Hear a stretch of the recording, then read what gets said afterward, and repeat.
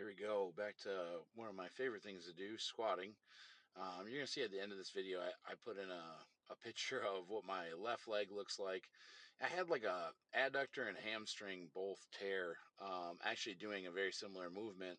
It was a day after I coached a meet with like 13 people, and I think just fatigue, maybe dehydration, and me and Hunter set up same thing, Yukon bar with bands, and the bands were like 180 pounds at the top. This is significantly less band tension today, still heavy.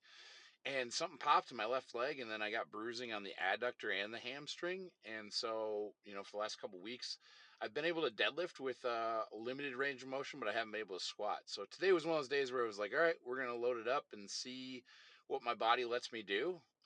Which, it felt pretty good. So probably not as deep as I would normally go just because of the, feeling out. And I will say though, I think on my top set the depth is good, but internet front judges, you guys can let me know in the comments if you think that's true or not. But yeah, so we've got probably what 7,500 pounds of band tension at the top here. It's hard to say because I think Hunter measured it with the fishing scale, but when you step back away from the rack, it was probably adding a little bit. By the way, we think this rack is goated. This is like a Hanzu rack or something like that. I love it. You can go racks in with it with the Yukon bar. The bands were easy to attach to the bottom. So I was feeling pretty good. I think, just working my way up in red plates and feeling it out. I was doing triples and, here 375 or 380 because this bar is a little heavier. Felt pretty good for a triple. So I think at that point I said I'll probably load up to 600 pounds. I forced Hunter to do this. I think he was going to do like an in between, and I was like, nah, just three reds, bro. So it's probably like 382, maybe something like that at the top because that bar is 22.5 kgs. Hunter definitely has come a long way into squatting, and I told him by the time he's done with me, I want to see him squat 500 pounds because we've been training together for strongman for a while now, and we've definitely put a lot of emphasis on squat. And one of the things we've done is a lot of good variations here. Look at that, grinding that out. I told him too. I was like, if you weren't upright as hell when you got to the hole with that, that would have folded him over. Especially because you got to realize the bar already wants to make your back kind of fold down like a good morning, and then the bands are pulling you not just down but forward. So right there, I just told him, hey, that feels great. That was 485 or a little bit more like 490 or something like that. So at that point, I knew we would load up 600 and I would do 1 to 3 reps. Just my deal with myself was if the RPE got kind of high, I would stop and put it back. And then Hunter for his back downs did the box squats, which I think looked really good. And I think that's a great variation to do. Box squats, just great movement for building athletic, explosive strength.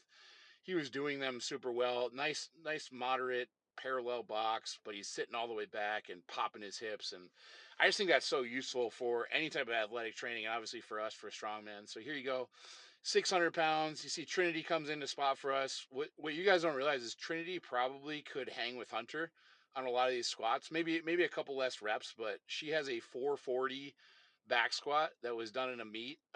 She's ridiculous. She's a absolute star. I do coach her. So yeah, these went super well. Obviously, that first rep was good.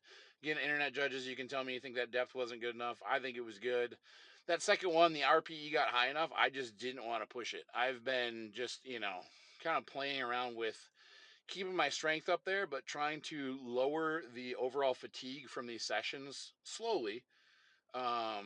Because we got our strongman comp coming up. That's March 14th.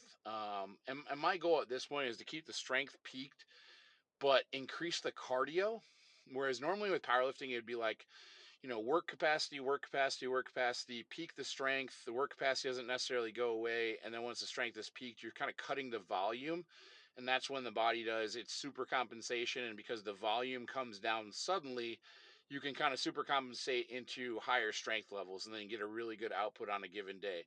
I think with this strongman comp, it's more important that I also have really good cardio and peak strength, especially because I'll probably win the deadlift, I think, in all honesty, just because such a good movement for me, deadlift for reps.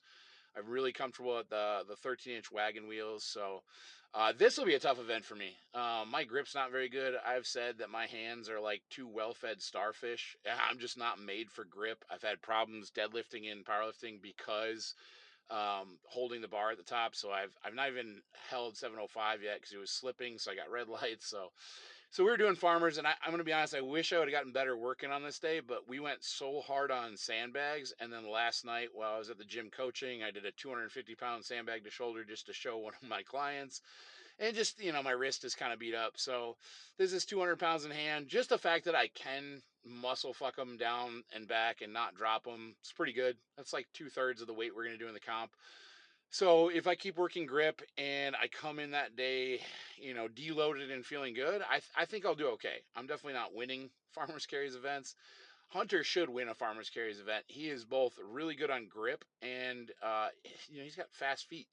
He can really move. And he wasn't feeling amazing today, so this is not his fastest or best, but again, no problem with the grip at all. In fact, he was showing me today how long he's been training for grip. Like I never really put a lot of effort into grip when I was doing powerlifting. I think once I could deadlift 600 pounds, like the grip never felt like the issue, so I didn't invest a lot into it.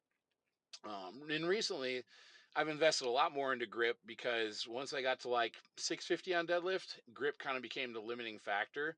And so we felt that all the way through. Whereas now I'm doing 700 for reps, and I do something kind of controversial, and I do it with my athletes too, and even some of them don't like it, which is I have them train deadlift with straps so that we can concentrate on the movement, not on their hands while they're actually deadlifting, making the deadlifting an actual back exercise, not a grip exercise, and then training grip separately. And I've found that works really good. That comes straight from the guy that coaches me, Pete Rubish, who I'm not training with right now, but will be shortly after this meet ends.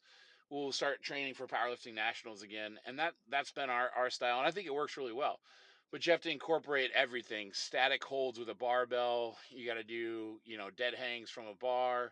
I have one client right now, Kelly, who can do a single hand dead hang for like 30 seconds.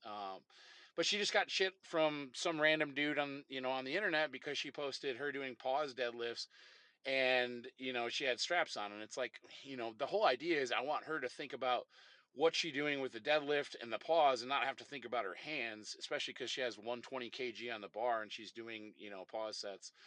So this is what my leg looks like right now. That's the bruising from the hamstring and adductor, so just to show you what I've been dealing with.